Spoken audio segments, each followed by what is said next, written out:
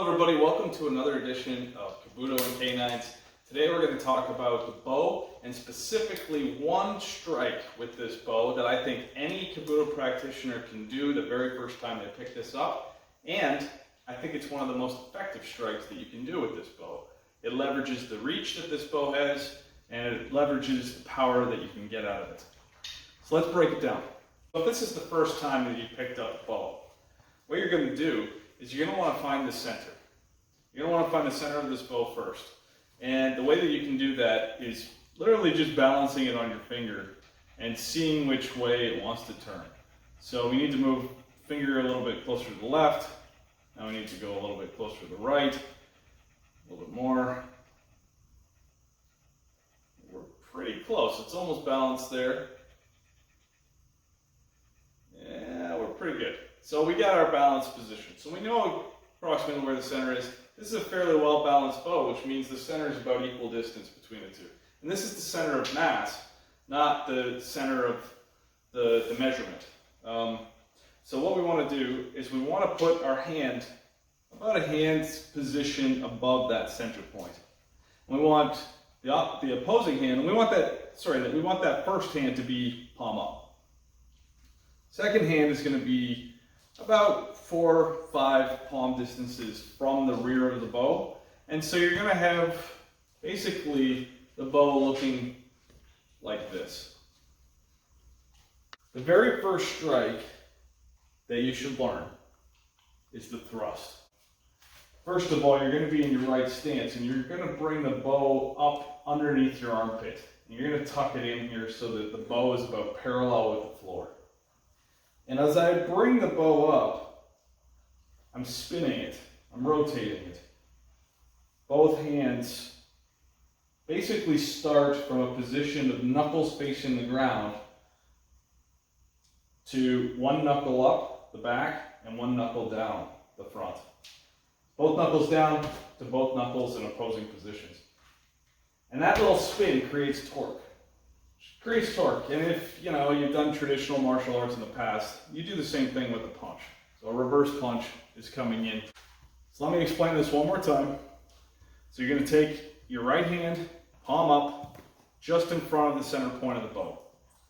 Your back hand or left hand is going to be about 4 palm lengths from the rear of the bow. You're going to be in a front right stance. Front right stance, and your bow is going to be near your hip along with your left hand.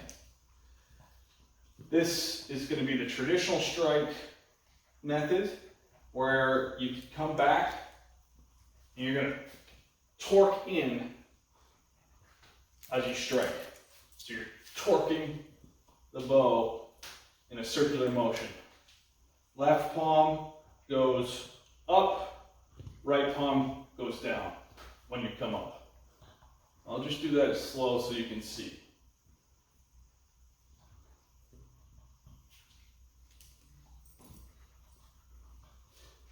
Now you can do this from a more of a relaxed stance and step into an elongated front stance, and that gives even more momentum and force to this.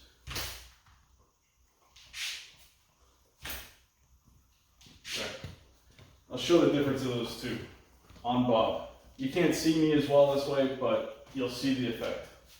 So this is from just a traditional right front stance and just going directly into the thrust.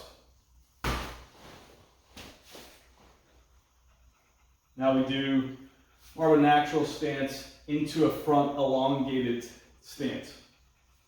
I may knock Bob over here. In a combat situation, when you're sparring, you're likely to be in a more natural movement. You're not going to be in a rigid front stance.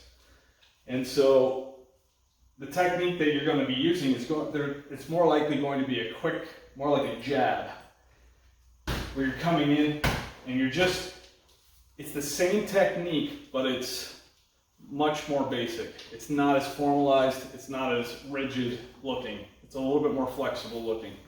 So instead of doing the full torque movement and coming in and extending the pose and holding it there and making it dramatic, you're going to be doing about 50% of those movements quicker and more efficiently. So you're still going to come up, you're still rotating, but you're not going to be doing the full like dramatic thrust all the way through. You're going to be getting in and you're going to be getting out as quick as possible. So natural stance like this. I'll do it from the side here. Natural stance. You're just going to pop. And at the moment of impact, your whole hip and body is going to rotate into that. And you're going to get some pretty good force. So if you pick up a stick and somebody's coming at you with a knife or some other type of weapon, or they're just coming at you in general, and you want to ensure some distance, you pick it up and you can use this as a method to gain distance. From here, you can also use it as a method of offense. So not just defense. You can keep them back, but your first strike, if you're going to do it, and they'll feel that. And that is, in my view, one of the best strikes you can learn first. It's going to be one of the easiest strikes to use. It uses the distance of the bow, which in my view is one of the key aspects of why this is a great weapon.